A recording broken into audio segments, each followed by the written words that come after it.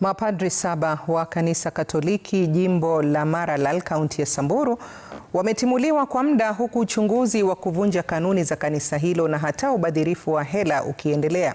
Askofu wa kanisa hilo Katoliki jimbo la Maralal ametangaza kusimamisha kazi kwa mapadri hao ambao anasema mbali na kutumia vibaya mamlaka yao kanisani, pia wamevunja sheria kwa kushiriki unywaji mvinyo na kuvunja kanuni za kutokuwa na wana na mahusiano ya kimapenzi. Boniface Barasa anaarifu mengi kutoka huko Samburu.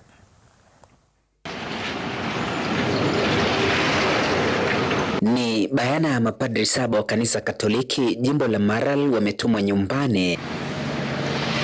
Mapadri hawa wakituhumiwa kwa utumizi mbaya wa mamlaka ya kanisa na hata ubadhirifu wa fedha. Niliwatuma nyumbani kwa sababu ya mmoja ni padri aliyesimamia hospitali ya Wamba ambaye ilifanya hata hospitali ifungwe. Ya pili ni utumiaji vibaya ya rasilimali isipokamilika kulingana na utaratibu ya kanisa Katoliki. Tunaitisha sasa msaada wa serikali ili sasa mambo haya yatatuliwe kotini. Miongoni mwa tuhuma zilizowachongea zaidi mapadri hao ni ukiukaji wa kanuni za kanisa Katoliki ya kutoruhusiwa kubugia mvinyo katika sehemu za umma. Kwa heshima ya kipadri, padri hastahili kuwa mahali kwa mabaa.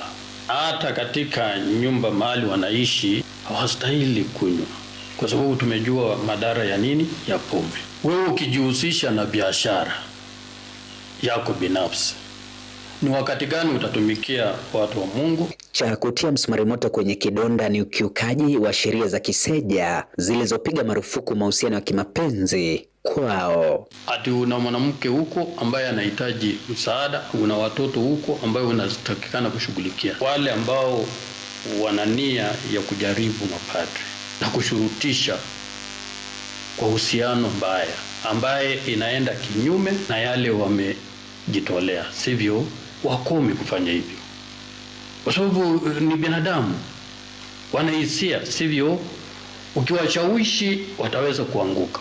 Uamuzi huo wa kuwapiga marufuku 7 hao umetuma kwa maaskofu wote nchini wa kanisa Katoliki, wakitakiwa kusalia nyumbani hadi pale uchunguzi dhidi yao utakapokamilika. Mapadri hao wanaposubiri uchunguzi kukamilika ni swala ambalo limeibua gumzo miongoni mwa waumini wa kanisa Katoliki pamoja na wakazi wa eneo hili, hususan swala la maadili likiwekwa kwenye mizani kuhusu kanisa Katoliki. Boniface Barasa, Runinga Citizen, Gatuzi la Samburu.